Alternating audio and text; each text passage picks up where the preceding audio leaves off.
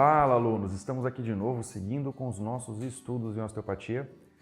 Já estudamos anatomia, biomecânica e agora falaremos de disfunções da cintura escapular, nesse momento mais especificamente glenomeral. Ou seja, pegaremos todo este conhecimento que destrinchamos até agora e aplicaremos isso na nossa prática clínica com os pacientes, ou seja, você vai pegar a anatomia, a biomecânica e vai aplicar isso para o seu paciente, como que ele desenvolveu problemas e como que a gente entende esses problemas dentro de uma lógica de anatomia biomecânica em relação a movimento. Então, vamos começar. Primeira coisa que estudaremos é uma disfunção chamada disfunção anterior da cabeça do húmero. Como ela mesmo já tem essa nomenclatura de anterior, o que significa? Temos a cavidade glenoide, temos a cabeça humeral que se encaixou na cavidade glenoide e o húmero foi para frente, ou seja, ele descentralizou em relação à glenoide. Nessa disfunção, temos como causa, como etiologia dessa disfunção, algumas situações possíveis no nosso dia a dia. Uma delas pode ser uma queda sobre a sua mão, sobre o seu braço, perturbações posturais, especialmente as cifoses, pacientes com tendência de ombros muito projetados à frente, dorso muito curvo. Isso pode favorecer o aparecimento dessa disfunção. Movimentos forçados de ombro também contribuirão.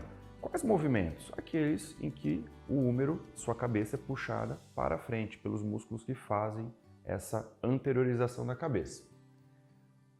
Esta disfunção é a mais comum, ou seja, é uma das que a gente mais frequentemente vai encontrar na nossa prática clínica. Consequentemente, corrigi-la e ajudar os nossos pacientes para que eles obtenham sua melhora. Os elementos anteriores do ombro são elementos que não são excessivamente resistentes, não vão gerar uma grande resistência à execução deste movimento. E lembrem que comentamos na biomecânica que o número de músculos rotadores internos é muito maior que o número de músculos rotadores externos. Então, por aí a gente já começa a entender o porquê que essa disfunção é a mais frequente. Veja o que estamos fazendo, aplicando aquele conhecimento que estudamos há pouco. Nessa disfunção, como já comentamos, a cabeça humeral está anterior e com um padrão de rotação interna em relação à glenoide. Para que isso ocorra, tem alguns músculos que atuarão neste mecanismo de movimento. Quem são eles? Principalmente peitoral maior subescapular, músculos que são rotadores internos, e o peitoral maior terá esse direcionamento, esse tensionamento de puxar a cabeça humeral mais à frente, e também o espasmo do deltoide posterior. Isso é uma coisa que costuma confundir os alunos quando falamos de disfunções glenomerais. Vejam bem, o deltoide posterior vai puxar a cabeça do húmero para frente pelo seu vetor muscular, e o anterior fará o contrário, então não confundam. Além disso, teremos hipotonia, ou seja, uma redução do tônus, uma redução da força de determinados músculos. Quem são eles? Os músculos deltoide anterior e córaco braquial. E por causa dessa discinesia, essa falta de equilíbrio agonista-antagonista entre esses músculos, a cabeça humeral perderá sua centralização dentro da glenoide. Esses problemas, consequentemente, irão gerar o quê, gente?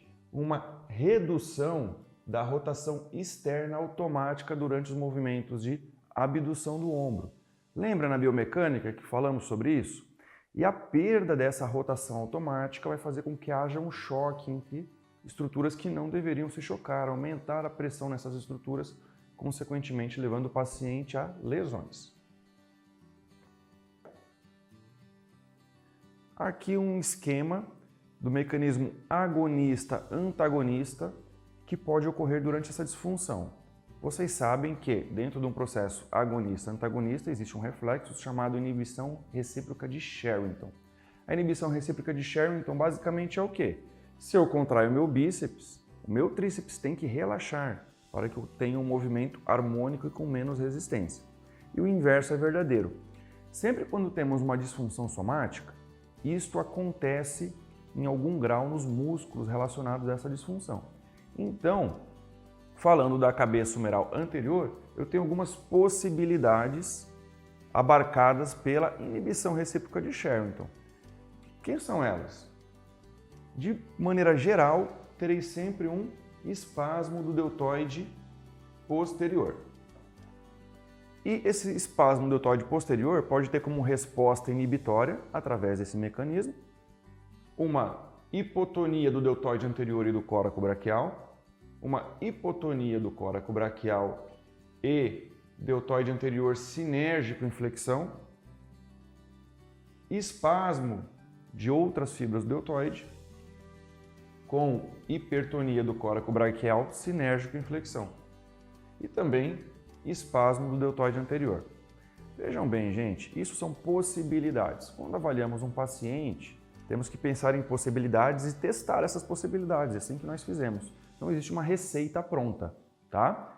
Então, aqui ele te dá algumas possibilidades, você vai ter que pensar na anatomia, na biomecânica, quais músculos fazem quais movimentos, para onde aquela peça óssea está posicionada, então, a partir daí, montar o quebra-cabeça do seu paciente dentro desse nosso raciocínio biomecânico e anatômico aplicado.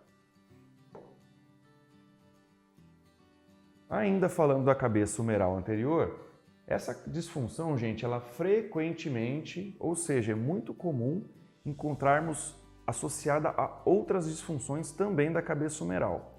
Disfunções que chamamos de superioridade, que vai ter uma tendência muito grande de gerar lesões do supraespinhoso, e a lesão de inferioridade, a disfunção de inferioridade, que é muito comum gerar tendinite da cabeça longa do bíceps. Ok? Então, estudaremos um pouquinho mais à frente esses mecanismos, vocês verão como que isto acontece. No caso da inferioridade, quando associado à cabeça humeral anterior, pode, gente, favorecer a luxação da cabeça longa do bíceps. Lembra do sulco intertubercular, ligamento transverso do húmero? Então, pacientes que têm debilidade desse ligamento, que tem essas disfunções, isso favorece com que essa luxação do tendão da cabeça longa do bíceps fique ocorrendo durante os movimentos desse paciente, principalmente movimentos de rotação interna. Sintomas. O paciente que tem essa disfunção, o que eu vou encontrar nesse paciente, Diego, quando ele chega no meu consultório? Muito comumente, dor na parte anterior do ombro. Por quê? Porque como o húmero está anterior, o que vai acontecer na minha articulação? Eu vou estirar os ligamentos ali daquela região e vou aumentar a pressão no lábio glenoidal anterior. Vejam bem, imaginem, façam comigo aqui, ó, tá a glenoide, tá o húmero. Se a cabeça humeral vai para frente em relação à glenoide e temos um lábio glenoidal, o que vai acontecer? Vai aumentar a pressão no lábio no sentido que a cabeça humeral se deslocou. Então, numa disfunção de cabeça humeral anterior, terei uma pressão na região anterior do lábio glenoidal, favorecendo possíveis degenerações, lesões, acometimentos dessa estrutura futuramente, com repetição de movimento ou pela cronicidade do quadro. Quando o paciente vai elevar, flexionar ou abduzir seu membro superior, ele vai apresentar dor, gente, geralmente abaixo de 90 graus. Tá? Por quê? Porque como ele vai estar com espaço subacromial reduzido, se ele tem associado a disfunção de superioridade ou esse espaço subacromial aumentado, se ele tem associado à inferioridade, e tem todo esse desequilíbrio mecânico do ombro, com espasmos musculares e tudo mais, e vocês lembram da biomecânica que de 0 a 90 graus é onde eu tenho um movimento predominantemente gleno-humeral, principalmente até os 60 graus. Então o que acontece com esses pacientes? Como a gleno-humeral dele não move bem, nessa fase onde a gleno-humeral é predominante no movimento é onde o sintoma costuma aparecer e ser mais intenso se eu vou forçando além desses graus de movimento. E o que eu vou encontrar no paciente? Ele vai ter uma dificuldade de fazer o movimento de retroposição do ombro, porque como o ombro vai estar protuso à frente e com rotação interna, quando ele precisar levar esse ombro para trás, ele terá dificuldade, esse movimento estará limitado. Depois que eu já encontrei esses achados no meu paciente, a seguir, na questão diagnóstica, na inspeção, é possível observar o ombro anterior e uma tendência de desequilíbrio postural em cifose. Vejam bem, gente, isso não é uma regra, isso é uma tendência da cifose, tá? Pacientes com cifose têm mais probabilidade de ter esse problema. Na palpação, no exame físico, já com contato com o paciente, a cabeça humeral vai estar anterior e ele vai ter dor à palpação das estruturas que estão relacionadas aos tubérculos, tubérculo maior e tubérculo menor, ou seja, estou falando das inserções dos músculos que se inserem ali. Por exemplo, peitoral maior, subescapular, um se insere no tubérculo maior, um se insere no tubérculo menor, como já estudamos. E dos músculos envolvidos nessa disfunção de maneira geral. Essas estruturas, pelo processo irritativo gerado em virtude da disfunção, pela facilitação que ocorre no local, vão estar sensíveis, dolorosas à palpação. E quando eu for testar essa mobilidade do húmero em relação à minha glenoide, eu vou encontrar uma dificuldade, uma rejeição de levar a cabeça do húmero para posterior. A cabeça do húmero não aceita esse movimento. Olha só, isso é uma sacada interessante quando falamos em disfunção. Você já viu em outros módulos e vamos repetir agora o quê? O nome da disfunção, gente, normalmente é para onde vai. Então, para onde vai, aceita aí. Então, a gente dá um nome. Então, a cabeça do húmero está para frente, eu dou o nome de anterior. Quando ela vai para anterior, normalmente ela rejeita o movimento oposto. Nesse caso, vir para trás. E essa lógica vai se perpetuar ao longo do estudo aí das nossas disfunções. Agora vamos falar de uma outra disfunção, que é a cabeça humeral superior. Ou seja, glenoide, húmero. Anteriormente falamos que o húmero foi para frente, a cabeça humeral foi para frente em relação à glenoide. Agora estou falando que ela foi para cima. Então pensem comigo, antes de eu dar aula para vocês, já imaginem comigo o seguinte, dentro daquela lógica que nós conversamos, pense quais músculos puxariam a cabeça humeral para cima. Pensa, a cabeça humeral para cima, qual região do lábio glenoidal estaria mais tensionada ou sofreria uma maior pressão em virtude desse deslocamento da cabeça humeral? Se a cabeça humeral está para cima, qual movimento ela aceita, qual movimento ela não aceita? Quando você pensa nessas possibilidades, facilita muito mais o seu entendimento do conteúdo, porque aí você não precisa decorar as disfunções ou decorar o que acontece. Você pensa na anatomia, pensa na biomecânica e o resto é um processo lógico dentro de como a articulação se movimenta, das suas funções, de como os músculos se movimentam e etc. Tá? Pensou nisso tudo? Então você já sabe o que eu vou falar à frente. Vai estar simples para você, sem segredo, vamos desmistificar esse processo aí, não vamos pensar que é uma coisa de outro mundo. Então, gente, nessa disfunção, qual que é a nossa etiologia, a nossa causa da disfunção, que comumente faz essa disfunção aparecer nos pacientes? Queda sobre a mão, sobre o membro superior, assim como na disfunção anterior, são muito comuns, porque uma vez que eu caio sobre o meu membro superior, isso leva o meu húmero superiormente e esse movimento, de uma forma brusca, como em uma queda, pode gerar essa disfunção. Os músculos que fazem isso, que vão manter essa disfunção ativa ali presente, são os nossos coaptadores longitudinais, especialmente o deltoide. Lembram da biomecânica dos coaptadores longitudinais? Então, todos eles devem ser avaliados e podem estar envolvidos nesse mecanismo. Articularmente falando, estou falando do movimento dentro da articulação, eu vou encontrar uma cabeça do húmero alta com relação à glenoide. Ou seja, tem a minha glenoide, cabeça do húmero centrada, tive o trauma, cabeça do húmero subiu. Então, temos toda aquela sequência de coisas ainda a conversar, como já falamos no início, que vocês já vão pensando, já estão imaginando o que vai acontecer. Nessa disfunção, gente, é muito importante, em termos de sintoma, em termos de mecanismo, o quê? Uma grande probabilidade de sofrimento do tendão, do músculo supraespinhoso. Isso acontece devido à redução do espaço subacromial. Como a cabeça humeral subiu em relação à glenoide, consequentemente, a cabeça humeral ficou mais próxima do acrômio. Temos o acrômio, que vai formar o teto da articulação, a cabeça humeral ficou mais próxima do acrômio, aumentando a fricção e a pressão sobre o ligamento supraespinhoso e sobre a bursa subacromial. E isso fará com que o paciente que tem essa disfunção e repita movimentos de elevação do seu membro superior, aumente essa fricção, esse atrito, essa pressão e gere lesões nessas estruturas com consequentes inflamações e tudo aquilo que vocês já estudaram na fisioterapia.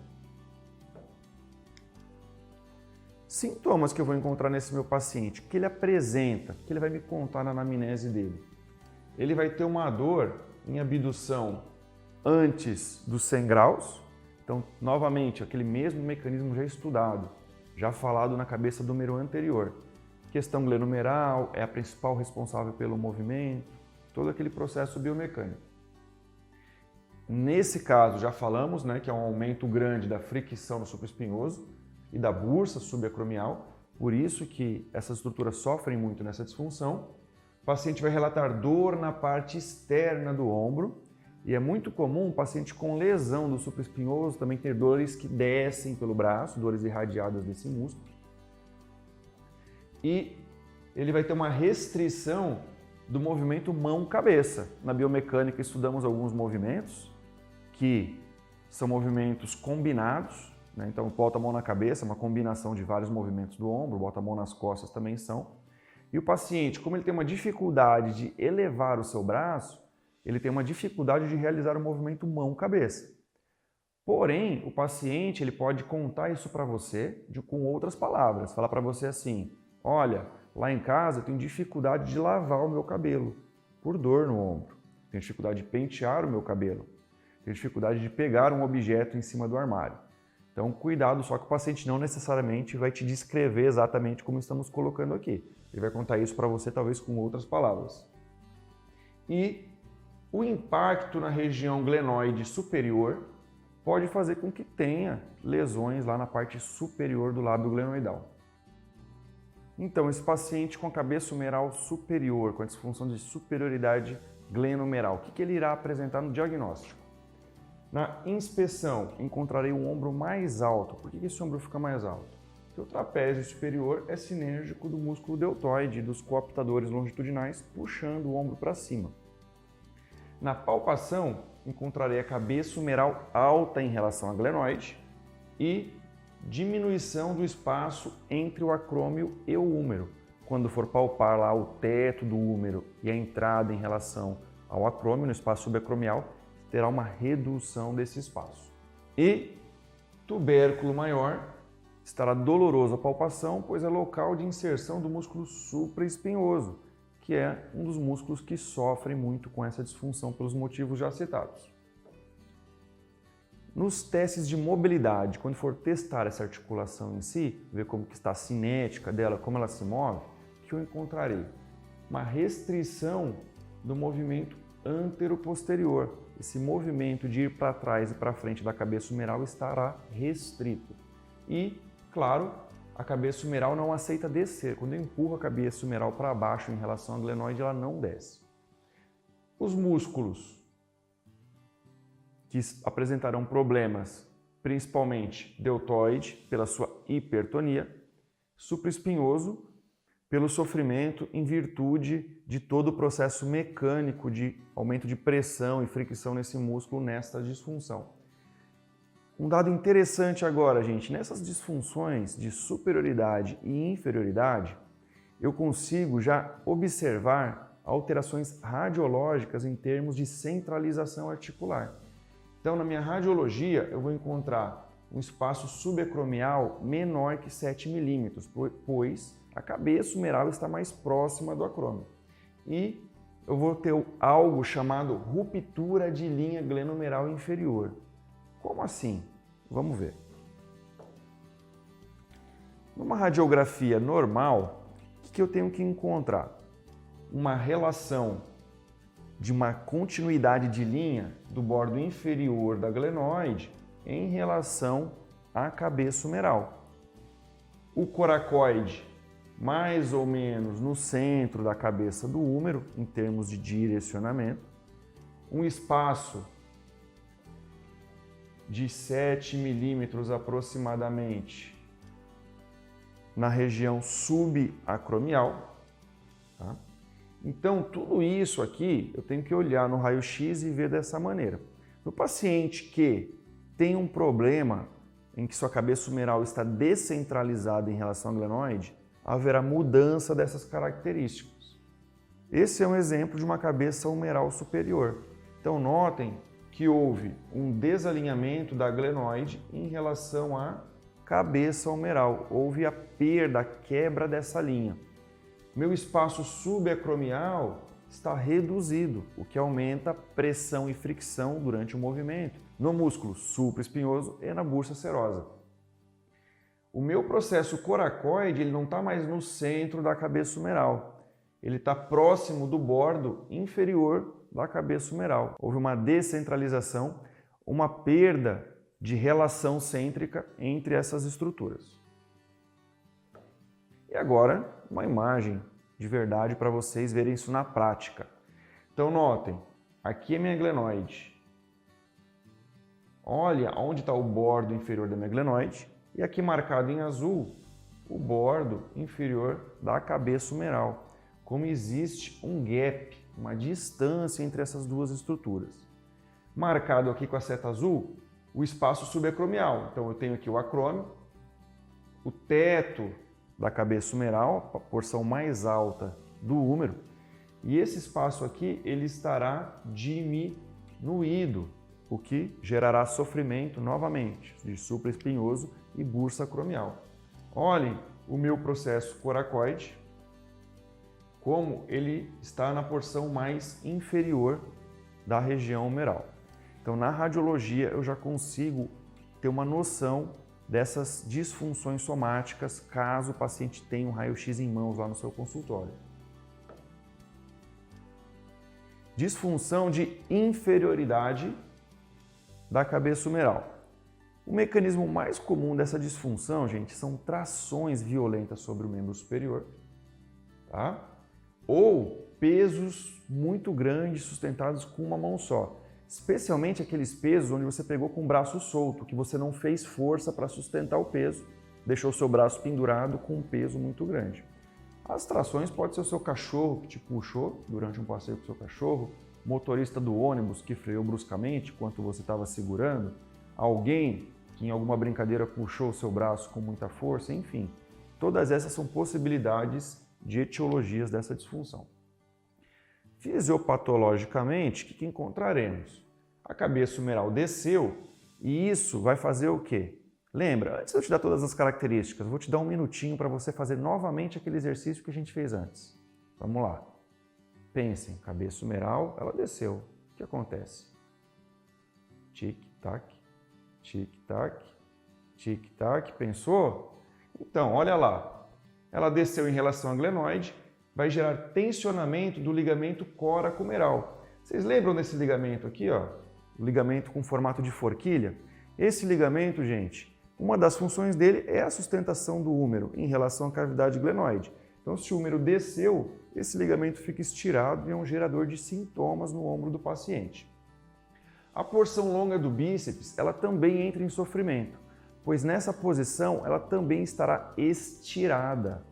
O descenso do húmero faz com que a tuberosidade do rádio, que é a inserção distal do bíceps, se afaste do quê? Do tubérculo supraglenoidal, que é a inserção proximal da cabeça longa do bíceps. Então, se eu pego a origem e a inserção e eu afasto esses pontos, eu traciono, eu tensiono aquela estrutura. No caso, a cabeça longa do bíceps. Então, são estruturas que estarão gerando sintomas no paciente. Frequentemente, também posso encontrar essa disfunção associada àquela primeira disfunção glenohumeral que estudamos, a anterioridade da cabeça humeral. Sintomas. O paciente vai ter uma dor durante a abdução, adução e antepulsão. Novamente, até os 90 graus. Muito importante, nessa disfunção especificamente, pelo sofrimento da cabeça longa do bíceps, o paciente terá perda de força em abdução. Lembra que a perda da função bicipital ou um sofrimento do bíceps pode gerar até 30% de perda de força de abdução? Então esse movimento estará bem alterado no seu paciente. E pode até ouvir, sentir estalidos durante o movimento.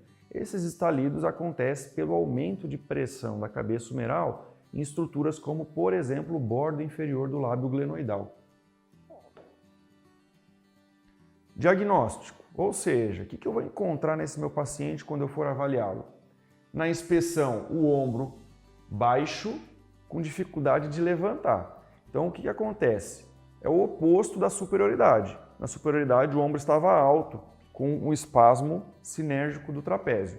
Nessa, o ombro está mais baixo e o paciente tem uma certa sensação de peso, uma dificuldade de fazer movimentos de elevação do ombro. Na palpação, a cabeça humeral estará inferior em relação à glenoide, ou seja, a cabeça humeral desceu em relação à glenoide. E claro, o bíceps está sofrendo, ele terá dor, a palpação do tendão bicipital. Teste de mobilidade. Quando eu testar o movimento do húmero especificamente, ele não vai subir. Como ele está baixo, lembra, disfunção é para onde vai e rejeita o movimento oposto, então ele vai ter uma dificuldade de subir. Testes musculares. Fraqueza do supraespinhoso, porque ele vai estar com a sua mecânica de movimento alterada. Fraqueza do deltoide, coracobraquial, peitoral maior. Lembra dos coaptadores longitudinais? Esses músculos vão ter uma tendência de hipotonia nessa disfunção, eles vão perder força, perder tônus muscular. E na radiologia, como comentamos há pouco, já também posso identificar fatores que me levam a pensar que esse paciente tem uma disfunção de inferioridade glenohumeral, do húmero em relação à glenoide. Eu vou ter um aumento do espaço subacromial e esse aumento do espaço subacromial ele será superior a 11 milímetros, ou seja, o húmero e o acrômio, que é o teto do ombro, se afastaram. O húmero desceu, se afastando do acrômio. E olha só, gente, existem testes que são chamados de testes ortopédicos, ou também podemos chamá-los de testes provocativos. E um desses testes é o teste de Gilchrist, que é um teste específico para tendinites, problemas da cabeça longa do bíceps. Nesses pacientes com esse problema, o teste de Gilchrist apresentar-se-á positivo nesses pacientes. Ainda na disfunção de inferioridade humeral, vamos para aqueles achados radiológicos. Olha só, temos o bordo inferior da glenoide e aqui é o bordo inferior da cabeça humeral. Então, quando o húmero desce, eu tenho o bordo inferior da cabeça humeral abaixo do bordo inferior da glenoide, com consequente aumento de espaço subacromial. E o processo coracoide, agora ele estará lá, a ponta dele, ó, próximo ao topo humeral, ao topo da cabeça do húmero. Vamos para a prática. Glenoide, bordo inferior da glenoide. Cabeça humeral, bordo inferior da cabeça humeral. Notem que há novamente aquele gap que nós comentamos, aquele distanciamento. Só que dessa vez a cabeça humeral está baixa em relação à glenoide, falando dos bordos inferiores. Houve a perda daquela continuidade de linha. E o acrômio e o húmero ficam mais distantes. Há um aumento do espaço subacromial. Seguindo com as nossas disfunções, agora a última disfunção glenohumeral. Disfunção de cabeça do húmero posterior em relação à glenoide.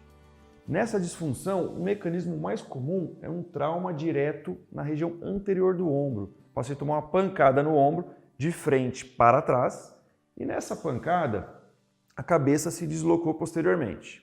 Agora pensem comigo, novamente, gente, vamos fazer aquele exercício? Antes de eu sair dando para vocês aí tudo prontinho, tudo mastigadinho, pensem, cabeça humeral na glenoide, a cabeça veio posterior. Então, que ligamentos, que músculos estão sofrendo ou participando desse processo? Que estruturas estarão sofrendo maior compressão ou maior tração? Então, quando a gente começa a raciocinar em cima da biomecânica, fica mais fácil entender o que acontece com nossos pacientes. Uma outra possível etiologia para esse quadro são alterações posturais, do tipo inversão de curva. Então, veja bem, eu estou falando do oposto da primeira disfunção que estudamos. Na primeira, quando estudamos cabeça do húmero para frente, falamos de um aumento da cifose. Nessa disfunção, estamos falando de cabeça do húmero para trás, então de pacientes excessivamente retificados ou com inversão de cifose dorsal. O mecanismo da disfunção vai acontecer que a cabeça do húmero se desloca para a posterior em relação ao glenoide, como já comentado, e isso gerará hipertonia do deltoide anterior e hipotonia do deltoide posterior e peitoral maior. Vejam bem, novamente o inverso do que acontece na cabeça humeral anterior. É a lesão menos frequente. Por que menos frequente? Lembra que na anatomia estudamos que o acrômio ele é póstero-superior no ombro. Como ele tem esse posicionamento posterior, isso é um fator de proteção para que a cabeça humeral não luxe posteriormente. Então faz com que essa disfunção não seja tão frequente nos nossos pacientes. Nessa disfunção eu encontrarei uma tensão na parte posterior da cápsula articular, a cápsula articular posteriormente estará estirada e também do ligamento coracomeral. Essa disfunção é comumente associada a rotadores externos do ombro. Eu vou encontrar o quê? Uma rotação externa mantida do húmero. Mais uma vez, gente, por isso que ela é menos frequente também. Lembre que os nossos rotadores externos são em menor número e com menor potência, menor força do que os rotadores internos. Sintomas: dor na parte posterior do ombro, devido ao tensionamento na região capsular, e o paciente ele vai ter dor e restrição da anteposição do ombro. Quando ele precisa jogar o ombro para frente, o ombro rejeita esse movimento, não consegue executar devido à dor. Isso faz com que o movimento mão-costas fique limitado, porque para eu trazer a mão nas minhas costas, eu preciso jogar o meu ombro para frente para realizar o movimento de extensão, tá, da minha glândula humeral. Diagnóstico: nesses pacientes, eu encontrarei na minha inspeção uma possível inversão da curva torácica, frisando possível, isso não é uma regra, gente, e na palpação o ombro vai estar mais posterior, a minha cabeça do húmero estará mais posterior em relação ao glenoide, com uma tendência de posteriorização de todo o complexo do ombro. E dor na parte de trás do ombro, como já falado, pelo tensionamento daquelas estruturas. Nos testes de mobilidade, o que eu vou encontrar? Quando eu pegar essa cabeça do húmero e empurrar ela para frente em relação ao glenoide, ela não vai, ela rejeita esse movimento. E é isso que eu vou encontrar no meu teste de mobilidade. E nos músculos, fraqueza do deltoide posterior e peitoral maior, que são músculos que empurram a cabeça humeral para a frente.